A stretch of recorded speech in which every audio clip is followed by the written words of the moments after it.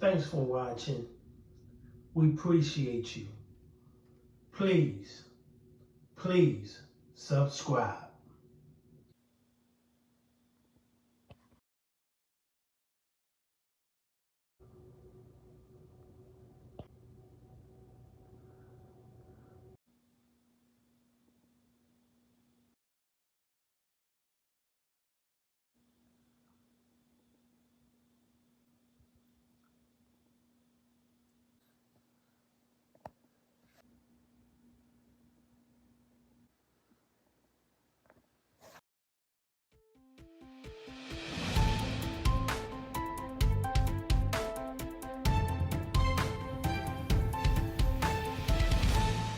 Thank you for joining us here on The Factor Uncensored tonight. We begin with all of the violence that unfolded in Houston this holiday weekend. And while we were on a break here on The Factor, it was just heartbreaking to see it. Multiple deadly shootings happening hours within each other. And according to investigators, the cases all involved domestic violence. One of those cases made national headlines. An ex-husband interrupted a Thanksgiving party, a family gathering, shooting and killing his ex-wife and another man. 38-year-old Yanesti Montiel Granado has been arrested for the crime.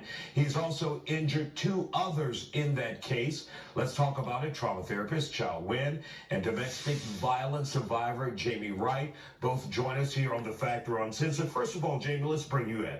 When you saw this kind of violence happening, people are celebrating Thanksgiving, family, one of the happiest times of the year, and someone comes in with a gun and just ruins that because of their mindset, because of the way they think, because they think that is love and they don't want to let that person go.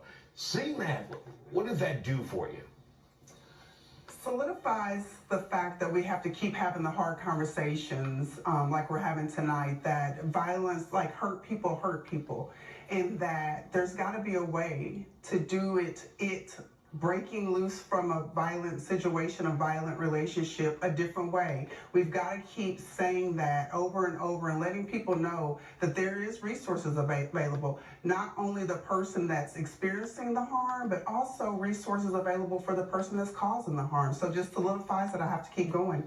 And what was your darkest moment? Take us back to that time when you went through domestic violence and you said, I have to make a change. What happened to you and what put you on the path to walking away from it all?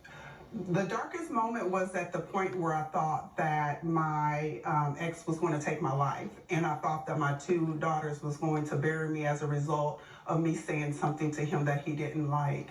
And that's incredible. You're thinking already that far ahead that my children will have to bury me. Yes, sir. It was definitely a reality in my situation, yes.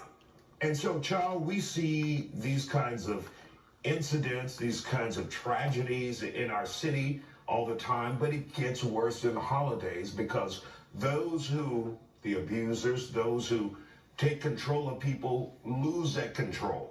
And they're in a dark place. Very dark. At the foundation of domestic violence turned deadly is the total loss of power and control. In these cases, what we think we know is that the perpetrator stormed into the house and killed somebody that he knew very well. Apparently, they shared a child together. There was another child in the house. A 15-year-old was shot. A man was shot. That entire family dinner get-together was terrorized because of that night. And did you know last year there were 204 domestic violence homicides in the state of Texas, 75% of which happened inside the victim's home. So that statistic holds very true in this case of domestic violence Thanksgiving homicide. How horrible is it that during the holidays, Thanksgiving, Christmas, New Year's, what have you, that there are stress factors, just like there are during COVID, right? That the stress factors of inflation, of finances, of a perpetrator staying home with his victim and a victim staying home because the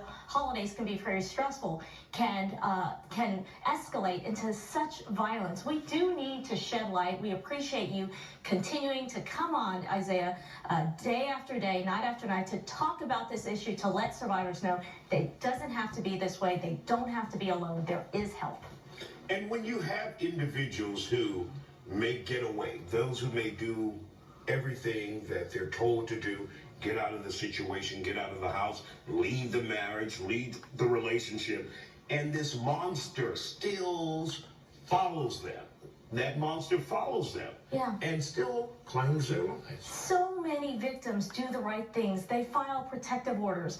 The justice system meant to protect them may not protect them. They leave, and we know leaving can be the most dangerous time. It's within those critical weeks and months that a perpetrator, an abuser, loses that power and control and says, I'm going to exercise the ultimate power and control. I'm going to take your life. And oftentimes they take their own lives. Absolutely. And when we talk about the individual who has the power and you as a victim or a survivor got out of the relationship, should you always have your guard up for that person if they are a dangerous person, if they are a violent person? Absolutely, Isaiah. In my humble opinion, I'm my best advocate. I'm the person that is aware of my surroundings, aware of the danger that I could be in. So absolutely, still to this day, I'm very much aware of the possibility that, you know, he's still out there. He's very much still out there. He's very much still having to live with the fact that he no longer has power and control over me.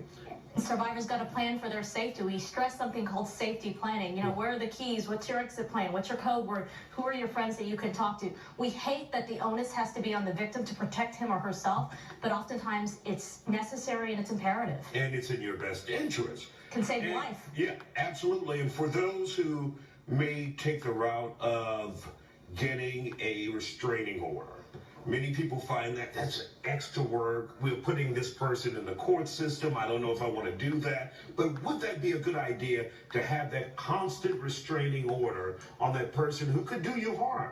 You know, it's a case-by-case basis. We know that a lot of survivors are in real serious danger, which is why protective orders are there. But we also know survivors can heal and get counseling, supportive counseling, like the work we do as a trauma therapist. It really is a case-by-case basis and the severity of your safety, and that can be done by a safety assessment, by community-based organizations, by counselors. And for those who would want more information on your organization, where can they go, Chow? They can go to your website. I work at GEM Wellness and Counseling. I also work at the Texas Family Nurse Examiners, and we have free support there as well. All right. Jamie Wright, Chow Nguyen, thank you both for joining us here on the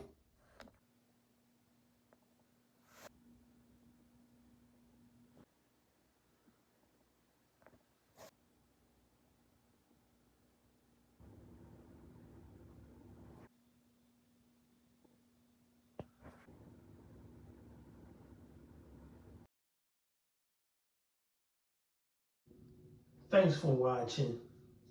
We appreciate you. Please subscribe.